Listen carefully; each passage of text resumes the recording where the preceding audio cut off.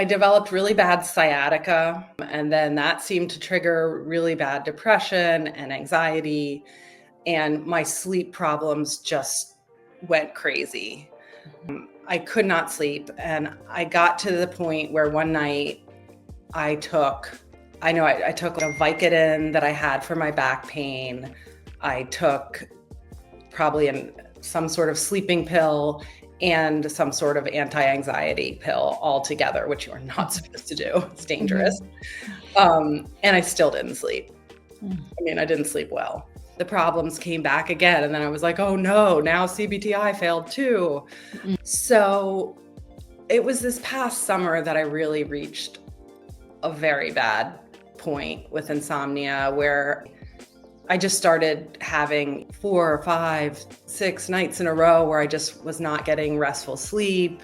It just became like I felt like I could almost never sleep normally. What I learned in this program has just, I feel like it is, in my spiritual life, I have taken this huge leap forward in understanding, because what I realized recently was that these teachings that I'm talking about that are so intertwined with the insomnia teachings, they're really about this very deep concept of no self, and about letting go of your ego, which is that sense that you're this separate, threatened self that you have to constantly be defending your borders and scanning for threats, and just sort of dropping back into that greater pool of consciousness where you can rest and know that you're safe no matter what happens. With this group of wonderful, good people who just remind me of how good the world can be. And discovering the Sleep Coach School and this community has felt the same way to me. Like every teaching, all the coaches, it's just so profound. It's just such a group of smart and kind and good people who are sharing everything with the world. And I just feel like it reminds me of why this is a really good place, this earth. Hi, everybody. Welcome to another very special episode of Talking Insomnia. I have Kristin with me today, and I'm so honored and grateful to be able to do this interview with you today, Kristin, because I worked with you on Yellow Team. I've kind of seen your whole journey, and I just feel really honored to get to interview you today to hear your story. Thanks for joining me. Thank you. I kind of can't believe I'm finally here, and I'm really excited about it. I'm so excited too. I just feel like a little nervous and giddy about it, because we just connected like right away anyway. And so to be able to hear your story and share this with you, it means a lot to me. So I really appreciate you being here. So we'll just jump right in and let you start to tell us your insomnia journey. Tell us where it kind of started for you and walk us through it. Yeah, I mean, warning, this is a bit of a long story because they always are. Yeah, it was interesting being in the program and seeing all these people come in who are like, yeah, I just got insomnia last month. And I'm like, oh, you're just a baby. Yeah. So for me, I am 50 years old now, and I would say that I came to think of myself as an insomniac in my early 30s. So it's been, probably about 18 years or so since my bad incident that turned me into an insomniac. But even before that, I feel like I was just always a person who was sort of anxious about sleep. I had never fell asleep easily, always, I even remember waking my mom up in the middle of the night when I was a little kid saying I couldn't sleep and being really stressed about it. So it was a little bit in my personality all along. But when I sort of officially became an insomniac in my own mind was it was on a family vacation, and we were in Cape Cod. And I guess when I think back, vacations have always been something that's caused me anxiety, because I would put a lot of pressure on, everything going perfectly and everyone having fun every minute. And so I guess if I have to think about what set it off, it might have just been my typical vacation anxiety. But so we got to this trip, and the first night, my husband and I were sleeping in a tent. And that first night, I did not sleep at all. And this had happened to me once or twice before, so it wasn't completely unheard of. I definitely didn't like it, but I wasn't completely freaking out. I was kind of thinking, all right, well, I'll sleep tonight, and then we moved into this very nice, comfortable vacation home that we had rented. And that night I got in bed and I fell asleep, and like maybe less than an hour later, I just sort of jolted awake in an absolute panic, heart pounding. And I laid there for hours. And then, maybe I got 1 or 2 more periods of, like 45 minutes of sleep. And I woke up like, what is happening to me? This is terrible. And then a couple more nights go by that are just like that night.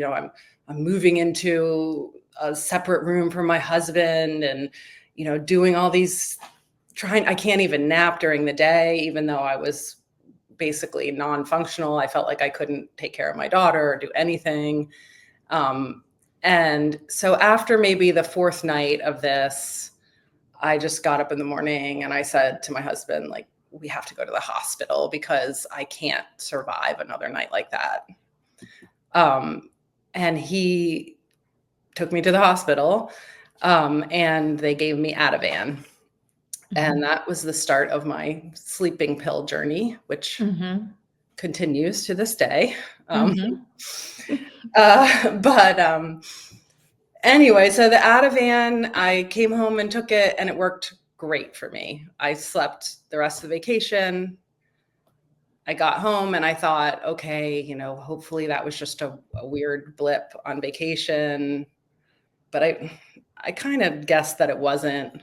My mother was with us on the vacation, and I remember her saying to me, she had trouble with insomnia for most of her life, and her saying, I kind of doubt this is going to be a temporary thing for you, because she had dealt with it for a lot of her life. So interesting. Then I got that story in my head, right. Was planted a little seed. Exactly. Yeah. So that it's funny because that was all those years ago, but I still remember her saying it. So it must have made a big impression. For sure. Yeah. So yeah, I got home with my little bottle of Ativan, and every time I would try to not take it, I would not be able to sleep again. So then I went to my doctor, and that kicked off a few years of, trying not to take it, taking something, trying all these different pills. I took Ambien, I took Lunesta, I took other benzos, Klonopin. I mean, you name it, I probably tried it. You and me both, girl. Right. And I don't know. I mean, I was getting by. I was doing okay, I guess. And then I hit this period. This was probably about 15 years ago. And it was in 2012. Okay. That I basically had what I now refer to as kind of my nervous breakdown. And I developed really bad sciatica. And then that seemed to trigger really bad depression and anxiety. And my sleep problems just went crazy. I could not sleep. And I got to the point where one night I took like a Vicodin that I had for my back pain. I took probably some sort of sleeping pill and some sort of anti-anxiety pill all together, which you are not supposed to do. It's dangerous. And I still didn't sleep. I mean, I didn't sleep well. And so I got up in the morning. I was working with a psychiatrist at that time, and I called him and I said, this is terrible. I took all these pills and I still can't sleep. And you've got to find some way to make me sleep. Like, this is just, I'm never going to be able to get better. So that's when I started taking Cerakquil.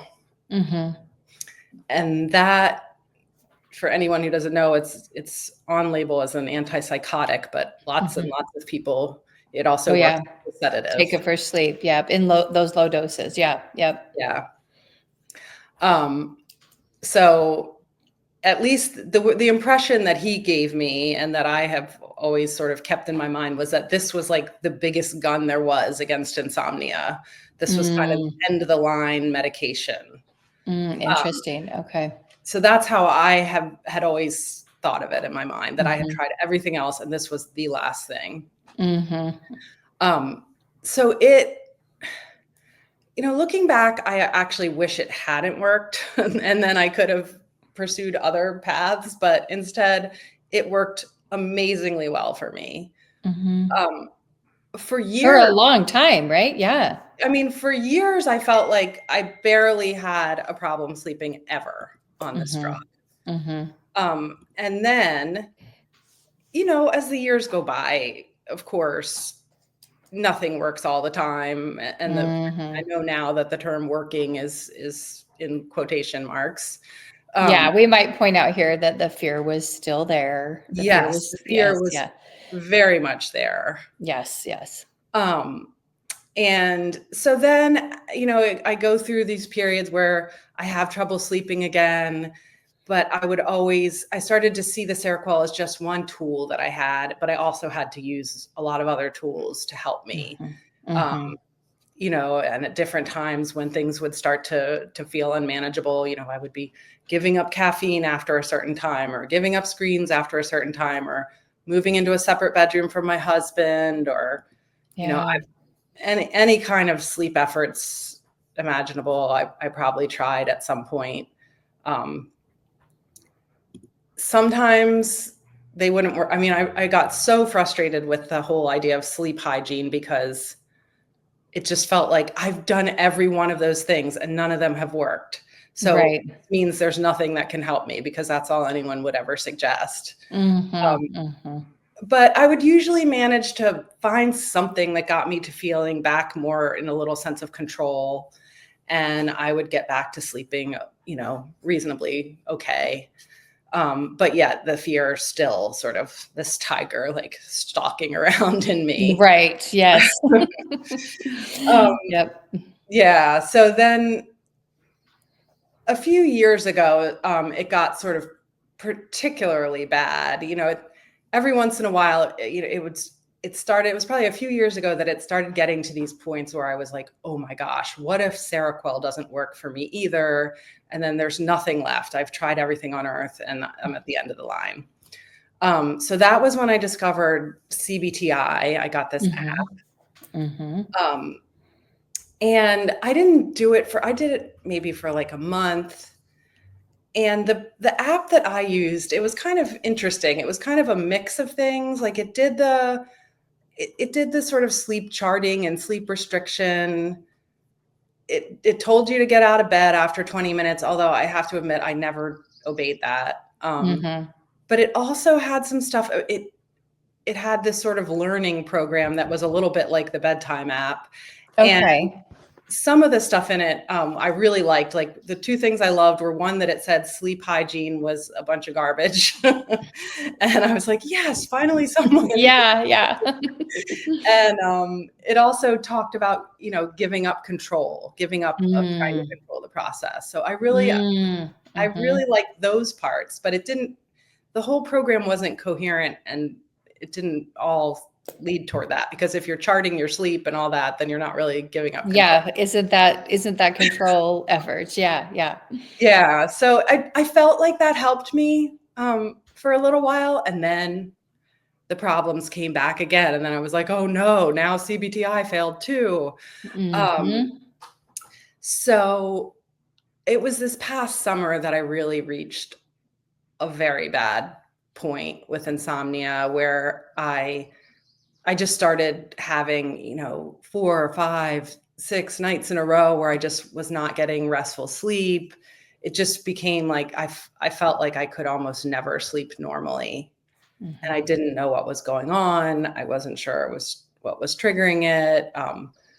because of my age, every woman I talked to was like, it's menopause, you got to get hormones. And I didn't even know what to think at that Yeah. point. And I felt like I just had this intractable problem because I had tried every possible thing for insomnia. And now the Cerakquil didn't work.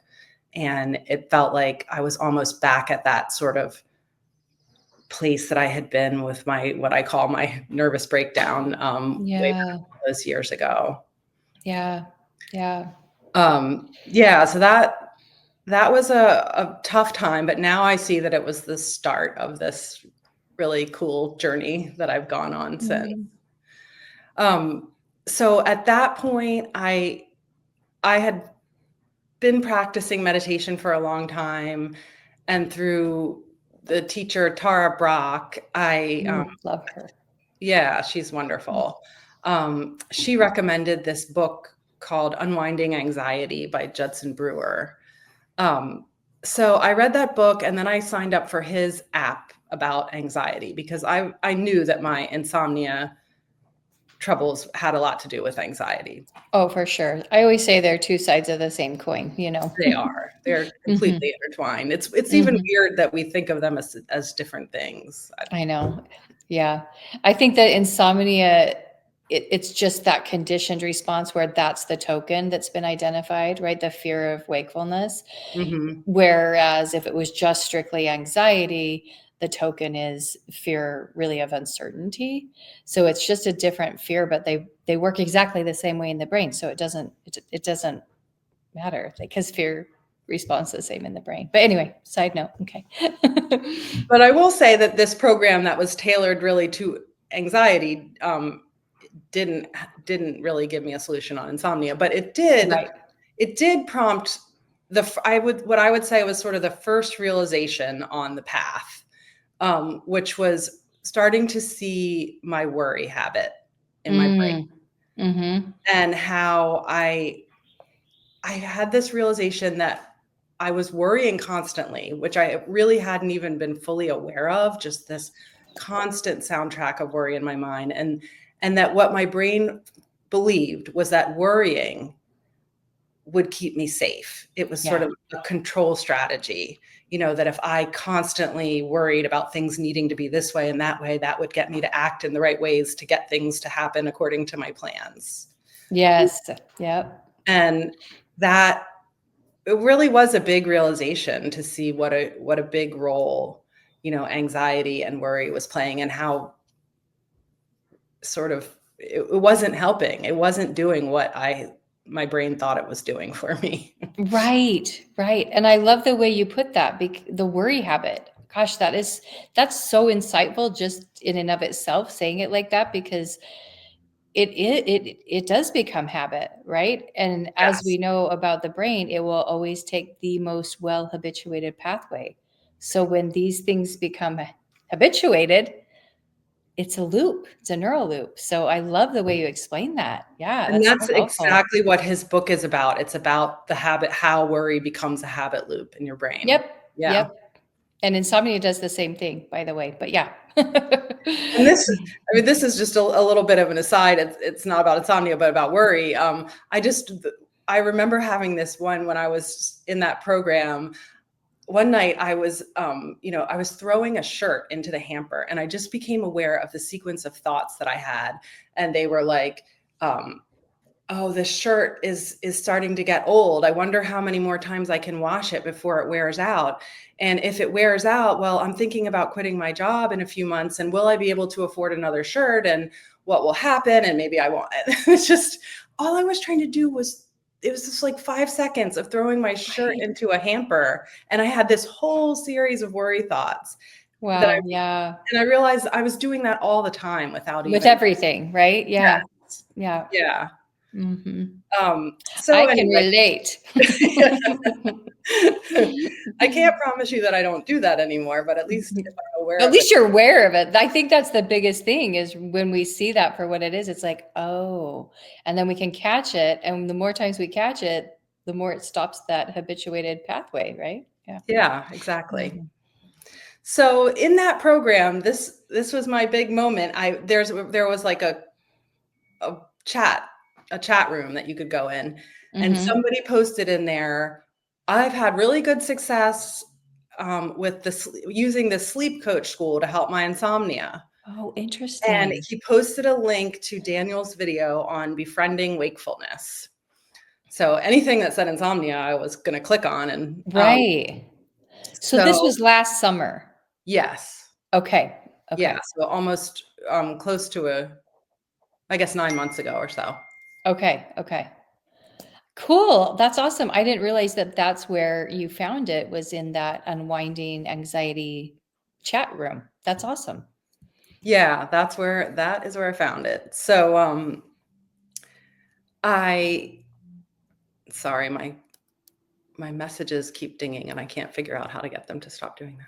Oh, But that's okay. I was like, is that mine? Because mine sometimes do that. I was trying to just look at mine, turn it off too. So I get thought it. I had quit the program, but it keeps sort of turning itself back on.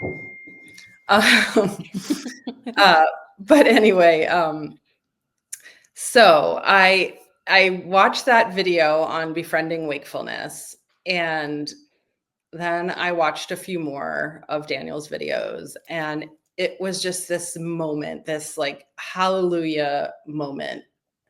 I mean, there was just such resonance immediately. Like I knew that I had found something that was the truth, and Mm, that I knew that it was going to be a way out of this yeah. struggle. Like I could just feel it. So I love how you put that. I felt the exact same when I found it too, as something deeply, deeply resonated. Yeah. Yeah. And I mean, I've had very few times like that. Like probably the only other time that I've really found something that I just knew like in my core was true, and I didn't have to question it with my rational brain, was when I discovered Buddhism. So Yeah. I Yeah. started referring to Daniel as the Buddha of insomnia. I think that's fair. Yeah. So I ordered This Is Natto, and I read it in like 2 days. And, but my insomnia wasn't instantly cured or anything. No, of course not. Um, But it was sure a relief to know that, one, you're not alone, and that this is, demystifying everyththing that you've experienced, and that is so helpful. yeah. And the things that he said, I mean, I think I've heard a lot of people say this, but just the word hyperarousal, it Yes. just so Yeah. normalizes, like, oh, that's what it is. That's this thing that's been haunting me and keeping me awake at night. It's just this natural biological process. Yes, that was my experience too. That word, it was like, Yeah. why hasn't anybody told me about that? This is exactly what's going on. Yeah. And every problem I had, like intractable insomnia problem I had, there would be a video specifically on that thing, and it would describe exactly the problem that I had had, like not being able to sleep with a partner. I had thought that, I don't know, I thought that I was going crazy or whatever, that this was not a normal problem. And it turns out it's like the most common thing there is. So Yeah. Yeah. yeah. So that was like a great moment, but I still had a lot of work ahead of me at that point. Mhm. Mhm. So I signed up for BedTyme, the app, Mhm. and I had already read the book and everything, so I was like, "Oh, I get this already." But then, like on the first day, like the first message that I sent to Alina, who is my coach, she's called me out, not in any kind of mean way, in a nice way, Mhm. about my use of the word manage, like that I was still in this mindset of trying to manage my anxiety at night and all this stuff. Mhm. I realized, wow, this is going to be a big mindset shift. Right. Right. And I was still in my control mode. So I feel like my first big realization when I got in the program was I realized I finally, after a week or two where I sort of thought, I think I was thinking, maybe I can get through this process. I can use this app, read this book, and get through this process without really having any real bad nights of sleep. This can just be kind of an easy path for me. Oh, don't we wish?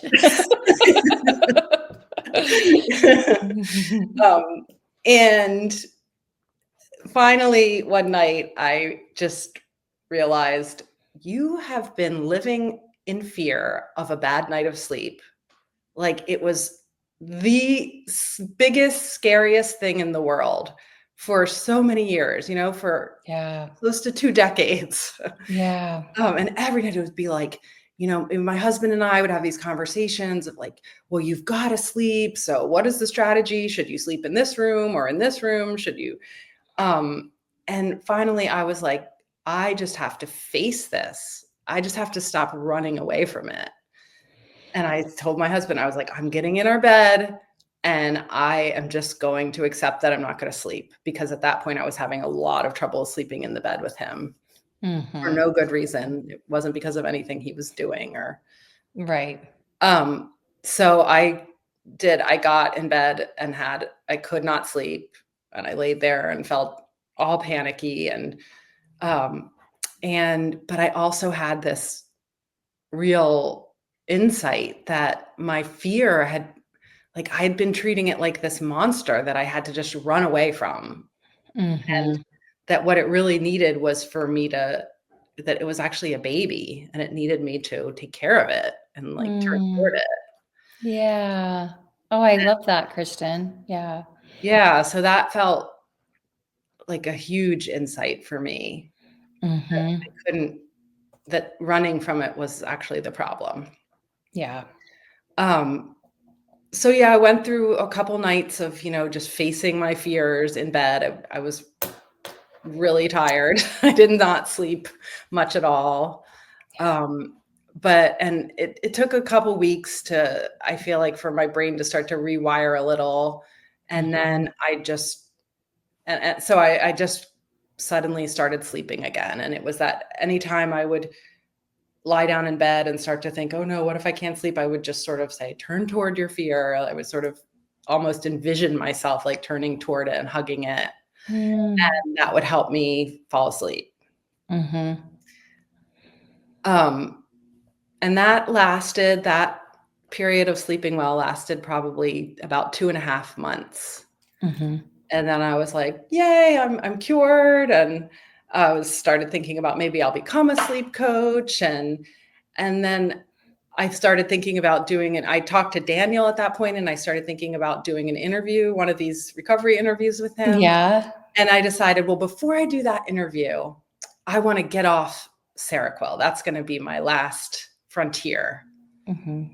So very brazenly, I weaned off Cerakquil that I'd been taking for 12 years in 2 weeks. Oh, wow. That is really too fast, right? Yeah.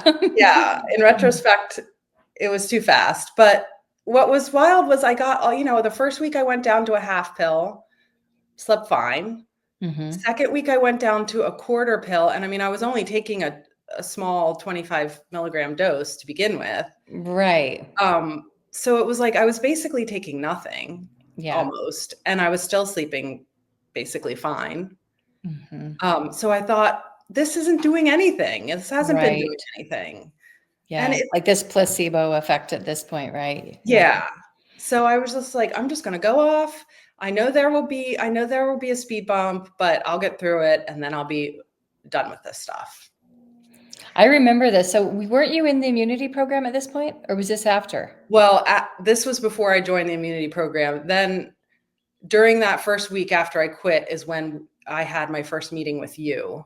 Okay. Because I had an all-nighter that really freaked me out. I got really, really anxious. And I sort of scheduled an emergency meeting with you. Yeah. And I remember you gave me very helpful advice. And one thing that I always did when I couldn't sleep was I would just stay in bed. And I think, to some extent, I was trying to do the, I'm turning toward my feelings and facing them. But I think there was another part that was just like, if I get out of bed, then I won't sleep. So it was a sleep effort. Yeah. Um, so I started getting out of bed and that helped some, and it seemed as if after about a week I was getting over this. I had a couple good nights of sleep after about a week of quitting the medication. And then the presidential election happened. Mm. And to me, the result of that election was really scary. Yeah. And my body just switched. It just turned on this hyperarousal switch Yeah. that it just felt like it wouldn't go off. Mm-hmm. And the insomnia just went through the roof. And I ended up in this, I feel like the word speed bump, I had always thought of that as like, oh, this little bump that lasts a couple of days. But for me, it was about 2 months of, They can be that for sure. yeah. Yeah. And it was really intense anxiety and all of that. But there was one thing I wanted to say. I have really wanted to say that I forgot, that just came a little bit earlier in the story, and it's related to this, Mm-hmm. is that when I discovered the program and sort of made this determination that I was going to change, I was going to recover from insomnia, that there was a way out, things got worse for me at first. Mm-hmm. And then they got worse again in this speed bump. Mm-hmm. And I want to really normalize that for people, because that was really scary to me. Like, why are things Yeah. getting worse? And it wasn't just worse in terms of worse sleep, although that did happen. Like, my sleep went from sometimes being able to sleep in the bed with my husband to never. It was just a hard wall. I could not sleep in there with him. Mm-hmm. And also I developed pain. I developed weird headaches that I'd never had before. I got rashes all over my body. I don't even know if that was, no one knew what caused them. Yeah, you see me nodding because this is not uncommon, because when we decide something like I'm going to change, I'm going to, this is going to happen, our brain almost goes into overdrive with Yeah. doubling down on its messages, its warning messages. Like, it really does. It's like doubling down, like, wait a minute, you don't understand. This is really serious. This is really, and then we're in such a hyper alert brain mode, right? Hyper vigilant, that every little thing is like, what about that? What about that? What about that? And so we see all these new symptoms arise, right? Yeah. And they're all under the same umbrella. They really are, like the rashes and I had some rashes. I had some weird tingling finger. Like, I've never had these symptoms before or since, but this really heightened state of hypervigilance and hyper alertness, when our brain is in that mode, it's detecting everything, Yeah. right, as a threat. And so these symptoms, they can arise, and it is normal, albeit extremely uncomfortable and very confusing if you don't know that that's what's going on. Yeah. It was so confusing. And Yeah.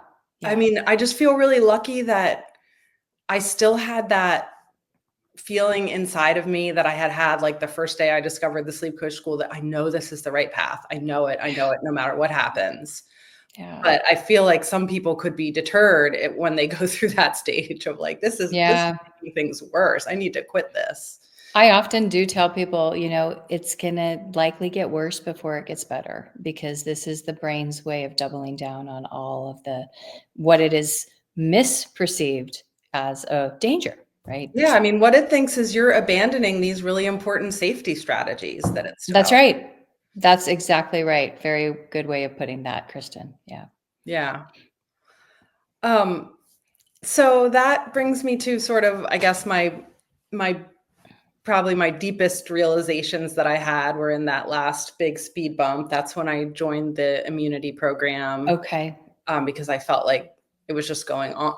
Like, at first, when the speed bump first started, I was like, okay, this is gonna last a week maybe, and then I'll get over it. But it just kept going on, and I felt like, unlike in sort of past times, I would have a couple bad nights, but then I would have some normal nights.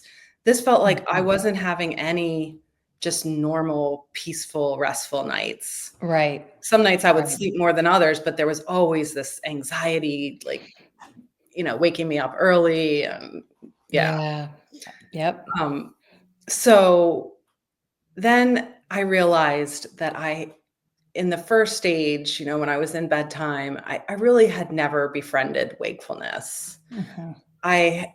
Or even really accepted wakefulness. It seemed as if I had found this strategy of turning toward my feelings that helped me avoid having to deal with wakefulness. Mhm. So the idea of befriending it, I didn't really have to get to that stage in the Mhm. process. And so my body made sure that I didn't sleep for long enough, that I really did have to to do the befriending wakefulness thing. No, there was no choice. Right. I Mhm. had to find a way to accept it. Yeah. Yep. Yep. And I have heard you say that sometimes all you can accept is your inability to accept. Yeah. And I remember I heard that from a meditation teacher at some point in the process. And that resonated with me so much, that if I could start with just this sucks, this isn't how I want things to be, I accept that I hate this and that I don't want this, then I Yeah. could move on to some sort of deeper acceptance. Yes. Yeah. Yeah. Even that is a form of acceptance, right? Accepting that I can accept this right now. And that's okay, because when we're not even accepting that, it's still a fight of our internal experience, right? Yeah. And once we can just accept that and be like, okay, this really sucks, and I'm really, really pissed about this, Yeah. right? Or whatever it is, it's like it's helpful to accept that, and that is in and of itself for sure a form of acceptance. So I always think that in some way, even though it might not seem like it, in some small ways, acceptance is accessible, even if it's I can't accept right now. That's okay Yeah. too. And I realized how much fear I still had of my own fear. I was afraid of getting anxious. The Yeah. anxiety was with me all, not just at night, but all day too. Um, so I started, getting in the habit of, sometimes I would play it by ear, but I didn't always just stay in bed hoping to get back to sleep as I had done in the past. Sometimes I would get up and watch TV, or I remember one night I was in the mountains and just went outside and looked at the stars at night. Mhm. That was revolutionary to me, the idea that I could actually go outside my house in the middle of the Mhm. night. Mhm. Yep, I used to do that too. Yeah. Yeah. um, and probably the most important, I started reading like every book and listening to every podcast that you recommended in the immunity program, and Mhm. maybe even to excess. I was trying too hard, but it brought me to Michael Singer and Mm. Living Untethered and The Untethered Soul, and that is where I really went to the next level, and I saw like the true way out of this. Yeah. And I just realized that I was completely, well, the first thing that he said that it just changed my whole worldview was like that here we are, we're like this tiny speck in this huge galaxy that's formed by, millennia of all these forces and all these things, and we have control over virtually nothing. Yeah. and and here we are, and what we do is we run around trying to control everything, and thinking that we can make everything how we want it and stop the things that we don't want to happen, and even taking the weather personally often, and he just helped me see that how pointless that was. I mean, Yeah. it's human to do it, but it's not going to help you. It's just going to make you Yep. miserable. Yep. Yep. Um, and then it just made me realize, like, he talks a lot about being caught in your mind, in your thoughts. And that's where I was. I was so caught in my thoughts. And anything I'd ever done in the past was trying to somehow fix my thoughts, change my thoughts. But I was still in there believing my thoughts were pretty much all there was.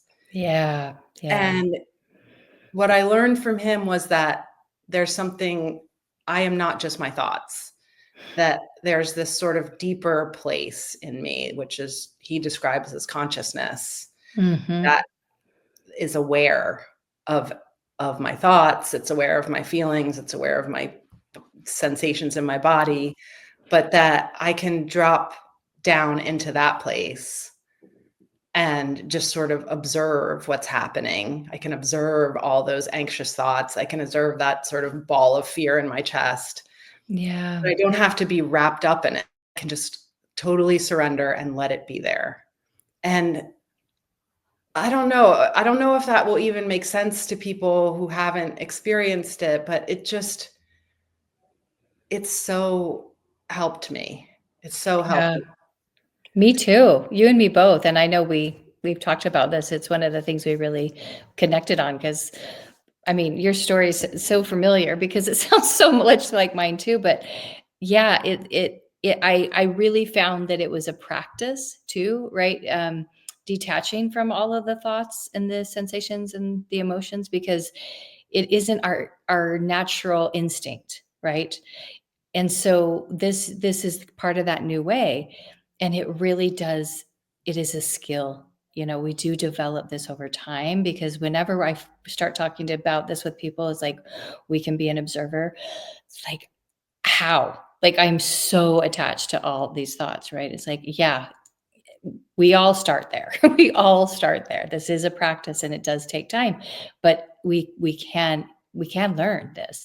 And it's so powerful. It's so powerful. I'm so glad you mentioned that Michael Singer book. And just a quick note for our community, there is an episode on Allie's take about book recommendations, and that is one of the ones I recommended. So if you're interested, you can go check that one out too. Okay, sorry.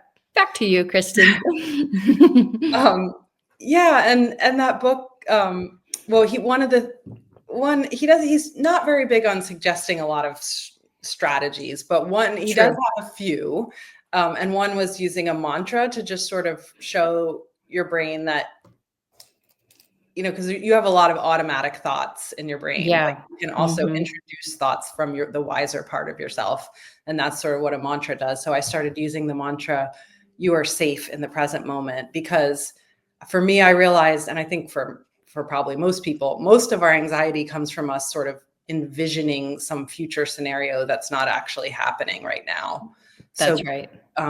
just sort of dropping into the present moment. And I also really helped me to envision my consciousness like as a sort of little flame that was sort of down in my belly, that was farther away from like the chest and the head, is kind of where all my anxiety sits.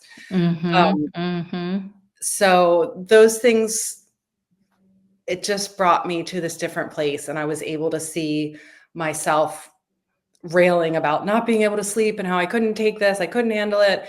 It's just like a toddler having a tantrum because they don't want the sky to be blue. I mean, you can't control certain things in life, and you just have to surrender. You just have to sit Mm. back in that seat of consciousness and just let them be. Oh, that's beautiful. And I guess that's what, same as the first time. I just had a night, luckily, just by some miracle, it happened to be maybe a week before Christmas, when I just started sleeping again. And it was just almost like the hyperarousal switch just sort of switched off. Mhm. And now I still sometimes have that fear come up, like, will I be able to sleep tonight? What if it happens again? But I'm able to sort of sit back in that calmer, wiser place and just sort of observe I think of my thoughts as kind of like a little tornado going around and be like, Mm, "Oh, mhm. there you are, mind, doing your thing that you do." Or Yeah. feeling that sort of knot of anxiety that I always get in my chest, and just surrender to it. Just let it be there, but not Yeah. be absorbed in it. Yes, that's such a important distinction, allowing it to be, and then, yes, kind of moving on, not hyper fixating on it. Yeah. Yeah, and now I would say that I use that strategy not just for dealing with insomnia, but for dealing with anxiety and, all the different fears I have about things. I mean, I still have a lot of fears about things that are happening in our world. Um, Yeah. and that I've sort of moved on to a new mantra that Michael Singer suggests that I really love is like when a feeling of a bad feeling comes up, you use, I can handle this. I Mhm. can handle Mhm. this. Mhm. Um, I love that one too. Yeah. yeah, Yeah. I use that one a lot and also I'm okay. I'm okay. Like I can handle what comes up. And those are so powerful, I think, because it's coming from that deeper place within us, right? That you're talking about, this like place that can sit back and watch the circus and watch the chaos and recognize that, okay, well, that I don't have to participate in all of that. right. I can observe it, but I don't have to be emotionally attached to all of the stories that my busy and worried brain are trying to create. Right? Yeah, I mean, I finally know now that my brain is just it's crazy. It's out of control. And I can't. Everybody's brain is. Right. I mean, that's what it does, and if you stay absorbed in it, it'll make you crazy, but Yeah, but you yeah, can just it's not gonna change. It's gonna keep doing that. That's its nature, but we can yeah. step back from it. Yeah.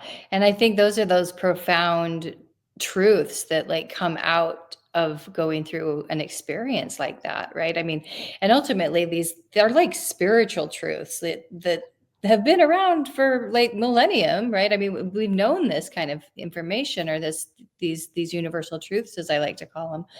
But I don't know that they're accessible if you don't go through something like this that makes you really aware of how this mind works and how troublesome it can be. Yeah.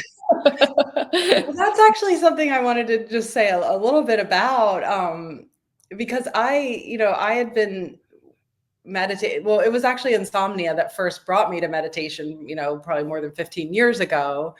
And I have been practicing meditation ever since then and have gone sort of deeper and deeper with Buddhism and being part of this community of where we meet every week. And so that's been a big part of my life. And yet, I mean, for me, and I really, meditation does not work as a short-term tool to make you sleep or make insomnia stop. I mean, you can meditate every day for years and still have insomnia. I'm proof of Sure. that. Yeah. Yeah. Absolutely. But I do think it helped me to be more receptive and to recognize this truth when I found it. And I also what I learned in this program has just I feel like it is in my spiritual life I have taken this huge leap forward in understanding. Because what I realized recently was that these teachings that I'm talking about that are so intertwined with, the insomnia teachings, they're really about this very deep concept of no self Mhm. and about letting go of your ego, which is that sense that you're this separate threatened self that you have to constantly be defending your borders and scanning for threats, and just sort of dropping back into that greater pool of consciousness where you can rest and know that you're safe no matter what happens. Yeah. Yeah. And so it's just I feel like it's taken me much further down the path toward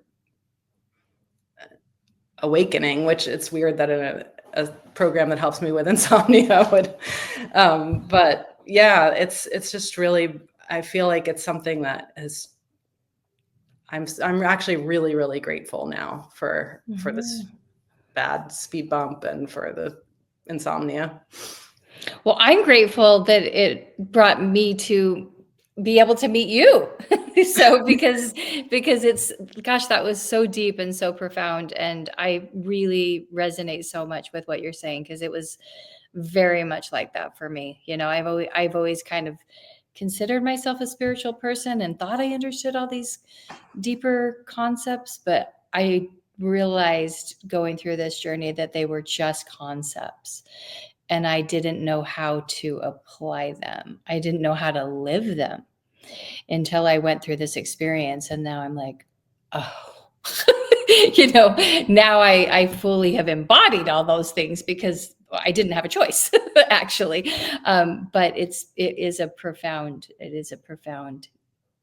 spiritual journey, or it can be. It can be. And then just one other thing is, being part of a community of meditators put me in contact with this group of wonderful, good people who just remind me of how good the world can be. Mm-hmm. And discovering the sleep coach school and this community has felt the same way to me. Like it's just every teaching, all the coaches, it's just so profound. It's just such a group of smart and kind and good people who are sharing everything with the world. And I just feel like it reminds me of why this is a really good place, this earth. Why people are good. And we need those reminders now more than ever. Yes. So I totally agree with you. And thanks for saying that. That was really beautifully said. So I want to ask you just a couple of questions to conclude our interview today. And the first being, and you've already kind of alluded to this for sure, saying that you're grateful for this journey, but we always like to ask, if you could go back to yourself, in these really the throes of your insomnia, where it was really, really difficult, would you be able to give yourself any kind of advice, or what would you say to yourself when you were really struggling? I guess a few things come to mind. One is just, it's just hyperarousal. You're not insane. It's just this natural process in your body. Yeah. And it's a good one. I guess that, let this transform you. If you stop fighting it, it can transform you. I think that's the biggest thing I would say. Oh my gosh, that is beautiful. Oh, I love that so much. So true. Okay. Our last question that I will ask, and you, like I said, have already kind of mentioned some of these, but the silver linings of going through something as difficult as this, have there been some silver linings? Yes. I mean, as I already said, it's not, silver lining is an understatement. I mean, it's changed everything. It's going to help me manage my anxiety. I can't believe I just used that term. It's okay. I just feel like I am now on a path to not being a person who is constantly caught in this worry spiral that I didn't even realize how much was affecting me, because I've never been a person who had panic attacks or, was diagnosed with some sort of, panic disorder or anything like that. But through this process, I realized that through sleep, but also in many other ways, anxiety has been kind of ruling my life and ruling my thoughts. And so I think it's really going to help me in that with everything. And also, and I'm continuing, I mean, Michael Singer has about 1 million different podcast episodes. So I'm continuing to work my way through them and really trying to keep deepening these things that I've learned. Yeah. And I think about, I don't know if I'll have another speed bump or if I've reached immunity, but I just try to keep this mindset that I don't have to dread the idea of another speed bump if I have it, that if I sleep well, then that's great. I feel rested and refreshed, and I can turn my energy toward, transformation in other areas. But if I don't sleep well, then, I mean, what I learned in that last speed bump was the most important thing I've ever learned in my life. So who knows what I could learn in another one. Yeah. Yeah. Well, and let me just suggest this kind of a definition for immunity, because when we talk about recovery, it's really less of a destination or an achievement or anything like that, and it's more of a state of being. And that state of being you've already alluded to, and it's this state of being is the immune part here is I am okay. I am capable of handling whatever comes my way. That's the immunity. And it's not that life doesn't, have ups and downs, and even our sleep has up and downs. It does. It's always going to, because that's life. There's no way out of the up and downs of life. It's part of the human experience. But we do get better at riding the waves, knowing we're going to be okay, having this deep inner knowing that we are capable. And that is what immunity is. That's what recovery is. So I feel like that's exactly where you are and what you have within you, this deep knowing. And I'm just so happy for you. And genuinely, from the bottom of my heart, I so appreciate you coming. Like I'm getting a little teary-eyed here, because this is just such a full circle moment for me. I'm just so grateful to be able to have this conversation with you, and you sharing all these profound insights with us. Thank you, Kristin. Thank you. I'm so glad Yeah. to be at this point in the journey, for sure. I'm so glad for you. All right, I'm going to end us there so I can pull myself together just a touch, but stay with me for a second, okay? Thank you, community, so much for listening to our episode today. We're so happy Kristin joined us and shared her recovery story with the community and how she left the struggle behind. Please find us at thesleepcoachschool.com if you need more support. We are there for you. We have wonderful programs and one-on-one coaching available for you. Thanks, community. Have a really wonderful rest of the day. Hi there, it's me, Coach Daniel, and I wanted to say thank you to everyone out there who is spreading the word. You know what I've noticed in the last 6 months to 12 months or something like that is when I ask people how they found us, one of the most common answers is somebody told me on Reddit. And every time I hear that, it really warms my heart. It makes me so glad to hear that someone went out of their way to tell a fellow human about the Sleep Coach School.